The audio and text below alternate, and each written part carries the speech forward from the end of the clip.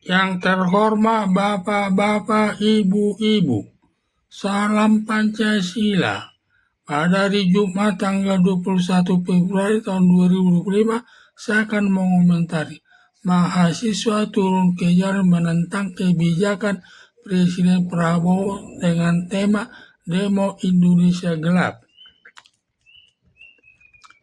Setelah Presiden Prabowo terpilih sebagai presiden bersama Wakil Presiden Gibran Rakabuming telah melakukan kebijakan efisiensi anggaran yang berakibat menimbulkan kesulitan kepada masyarakat, terlebih kepada para mahasiswa.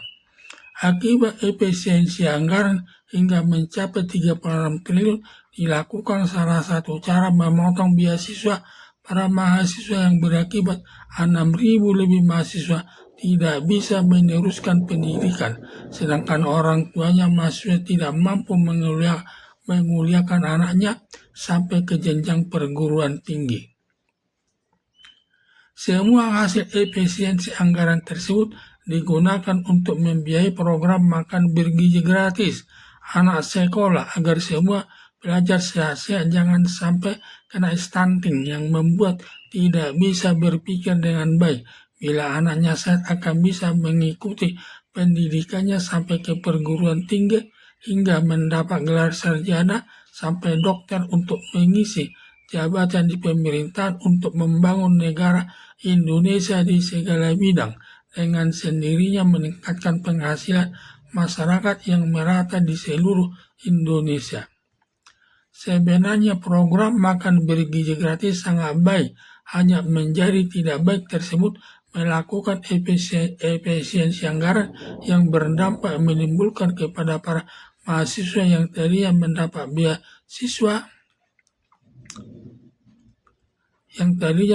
beasiswa dari pemerintah untuk melanjutkan pendidikan ke perguruan tinggi menjadi tidak dapat beasiswa dari pemerintah, sehingga lebih 6.000 batal melanjutkan kuliahnya sampai selesai. Inilah alasan mahasiswa turun ke jalan melakukan demonstrasi. Berakibat para mahasiswa turun ke jalan melakukan demonstrasi di Patung Kuda Jakarta Pusat menuju ke Istana Negara, melakukan demo besar-besaran di depan Istana Negara dengan tagar Indonesia Gelap. Ada dugaan maksudnya agar Presiden Prabowo Subianto melihat banyaknya kesulitan hidup masyarakat dan aparat sipil negara akibat kebijakan Presiden Prabowo Subianto yang dilakukannya.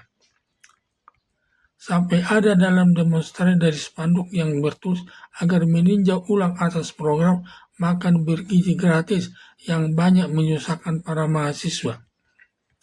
Dampak efisiensi anggaran tersebut selain dampaknya kepada mahasiswa dengan pemotongan beasiswa, dampak lainnya terjadi pemotongan gaji honorer pegawai mencapai 40% yang penghasilannya sudah terbatas dengan dipotong lagi 40%. Bertambah kecil penghasilan yang dibawa tenaga honorer, uang pulang ke rumah yang berdampak dalam kehidupan sehari-hari, dikurangi menu makanan yang berpengaruh kepada kesehatan masyarakat hanya untuk makan 3 kali dalam satu hari mengalami kesulitan. Sekarang ini akibat efisiensi atau penghematan anggaran yang berdampak kepada pencabutan beasiswa, berakibat para mahasiswa besar-besaran di depan Istana Negara. Ada dugaan muncul demo dari pegawai honorer karena gajinya dipotong sebesar 40% yang sifatnya diskriminatif untuk tenaga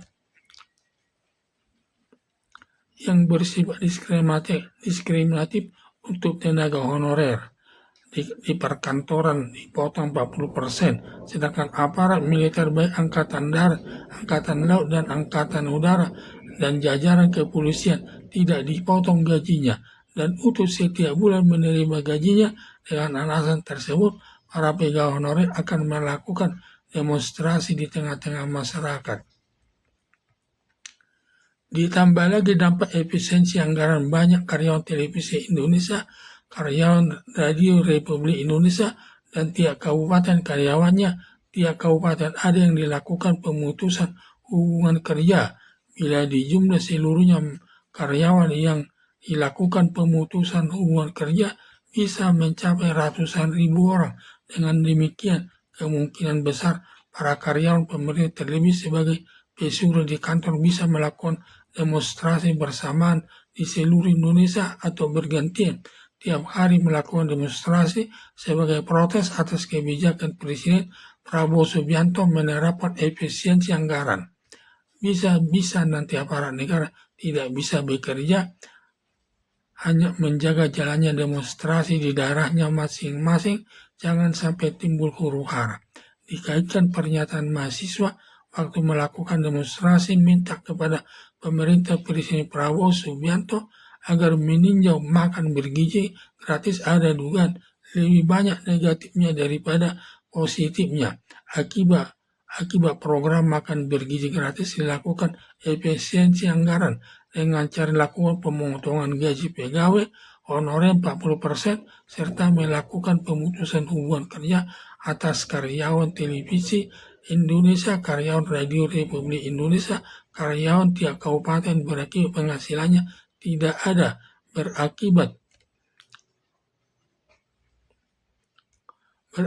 siang hari anaknya di sekolah makan bergizi gratis dengan enak, tetapi malam hari mengalami kesulitan makan. Dampaknya lebih jauh akibat orang tuanya di PHK dari kantornya. Bisa juga anaknya tidak disekolahkan lagi karena ketiadaan penghasilan akibat terkena pemutusan hubungan kerja dari kantornya.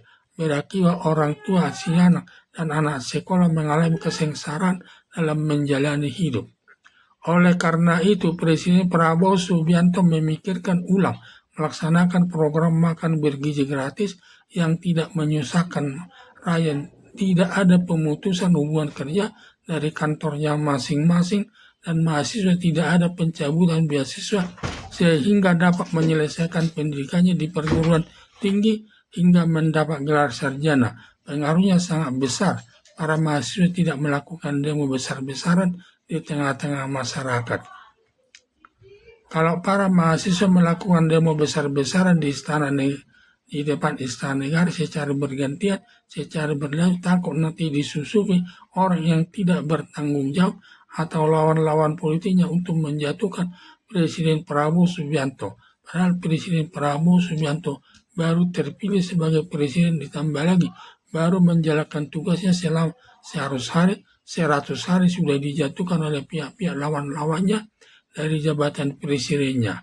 Karena untuk mendapatkan jabatan presiden tersebut tidak mudah, apalagi Presiden Prabowo bisa menjadi presiden bersama Gibran Rakabuming sebagai wakil presiden atas bantuan mantan Presiden Joko Widodo dengan berbagai cara yang melanggar hukum serta merusak prinsip demokrasi, antara lain yaitu: 1. Mantan Presiden Joko Widodo mengadakan bantuan sosial berupa beras senilai 450 triliun yang langsung dibagi-bagi kepada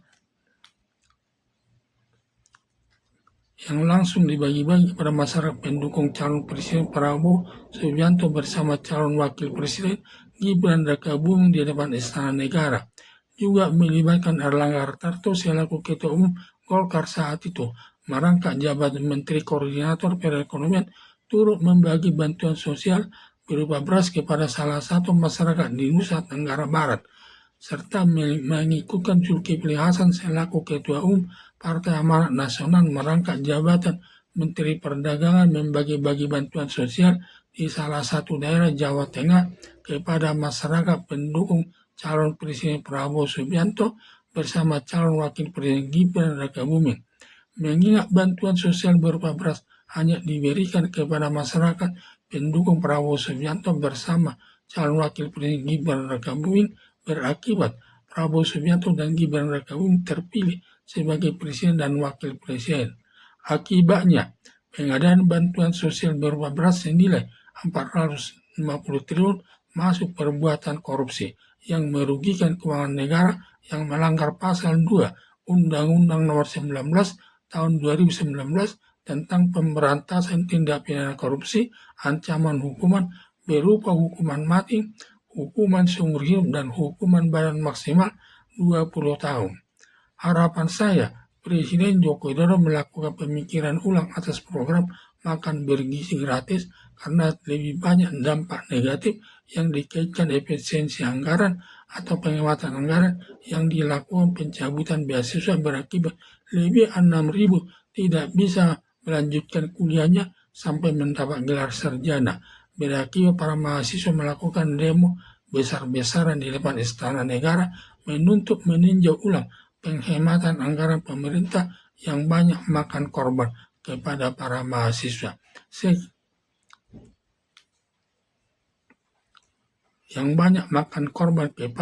mahasiswa. Sekian dan terima kasih.